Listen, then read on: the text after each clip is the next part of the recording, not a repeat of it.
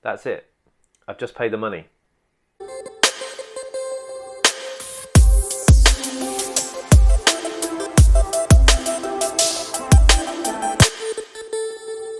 So that's it. I've just paid the money for the car, and it is the Octopus Power Loop. What happened is, after my last video, I had some further conversations with the Power Loop folks, and they told me that the car would be available this coming Tuesday. So they also confirmed that the work that had to be done to the car had now been carried out. So this was the big bone of contention for me, was that I was told a number of times that there was some work to be done on the car. However, I was told that it was getting done, and then I was told subsequently, after the missed delivery date, that the work hadn't been done, and actually the garage that the car was at didn't even have the tools to do the work.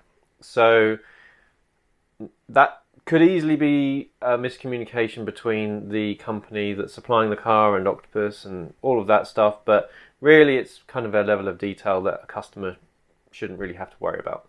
So not great, but they have now assured me that the car will be here on Tuesday. So with that in mind, I have done all of the rest of the paperwork that I need to do and paid the deposit, which if I'd have done that a while ago, I'd have been really annoyed. But now everything's looking like it's locked in. We should have a car very soon. So that's great. Now this is where the story really starts. This is what I wanted to get into the whole time. So let's fast forward to Tuesday and see if it does turn up.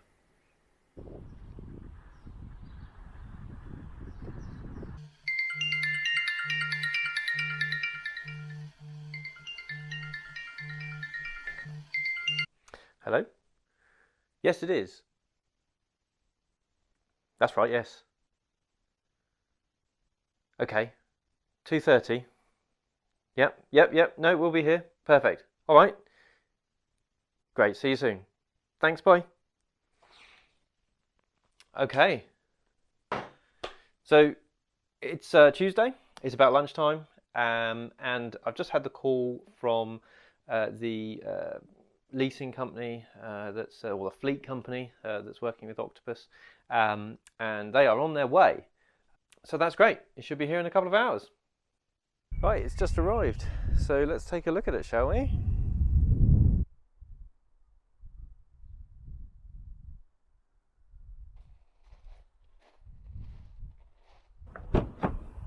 So it's finally here, which is fantastic. So now that it's here, the trial begins, sort of.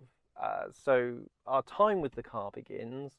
The trial itself won't begin until we get the Wallbox Quasar charge point fitted to the house. Now that is something that's taking a little while for them to sort out the logistics, but also talking to the local grid provider, the DNO, UK Power Networks. They're still working out in which circumstances how much energy can be put back onto the grid, and I think that might even be home dependent, i.e. trialist dependent. So they're making sure all the questions are answered for everyone, and then we can get going on that side of it, and we can get the install arranged for the new charge point.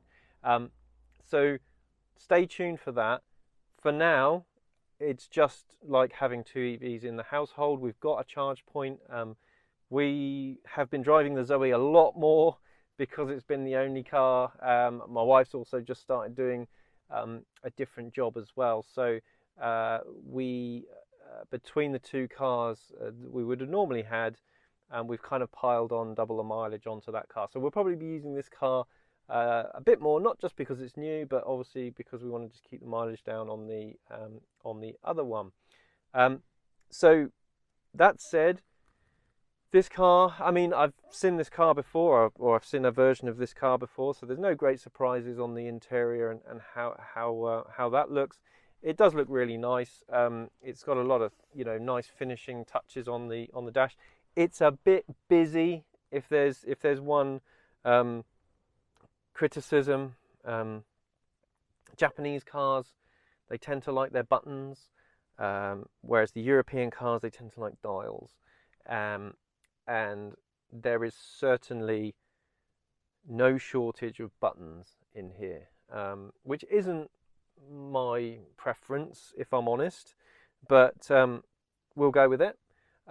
Quite excited about some of the features in here to try out. So we've got the E pedal, we've got the kind of eco button as well, and then there's D mode as well. I'm going to have to learn about all these things because I haven't really read too much about the car, despite not having it for a long time. So it's all kind of new to me how this is going to compare to the Zoe. Lots more buttons on the steering wheel. We've got the sort of the charge point stuff as heated steering wheel. This is the N connector model, so it's not the top Technic model, Tecna model. It's the one down. But for what we need it for, I just didn't really see that there was any point in having the kind of cruise control, radar guided cruise control, I think, and a couple of other things that has. I might have to check exactly what the spec differences are, but I certainly know that when I looked at those spec differences, the difference in price, I really, it wasn't really worth it. The big thing for us was getting heated seats, because we got heated seats in the Zoe. We specified that as an option, so we wanted heated seats in here. We weren't actually too bothered about the whether it was leather or vegan leather or whatever it is, and cloth. But as long as it had the heated seats, that was a kind of a must-have item for us. We have taken this for a drive just whilst the delivery driver was here, just to make sure that we were all happy with it, and he familiarised ourselves with some of the controls here. We've got a park button in the middle of the selector here, and then you just kind of move it up and down depending on what you want to do. So it's push forwards for reverse, sideways for neutral, and then down back towards yourself for drive and B mode. So as well as B mode, it's got an eco mode. So I'll have to look at what exactly the differences are between B mode and eco, because the Zoe only had eco. So I will be doing some reading before I even try to attempt to tell you what any of that is all about. But for now, I am just super happy that the car is here, and that we are now back to having two cars in the household. It has been a bit of a pinch these past couple of months. Fortunately, we haven't had too much bad weather, and so we've all been able to kind of get around on bikes and things. Although that said, if it was really bad weather, the traffic would have probably been even worse, so we probably just walked everywhere. But no, so I'm super happy. It's time we get all of our paraphernalia, that child seats and all of that kind of stuff, all locked into place in here, and all of the other bits and pieces that we took out of the boot of the Volvo, and start to sort of get accustomed to the vehicle. But this is, like I say, this is where the story really starts. Now we have the car.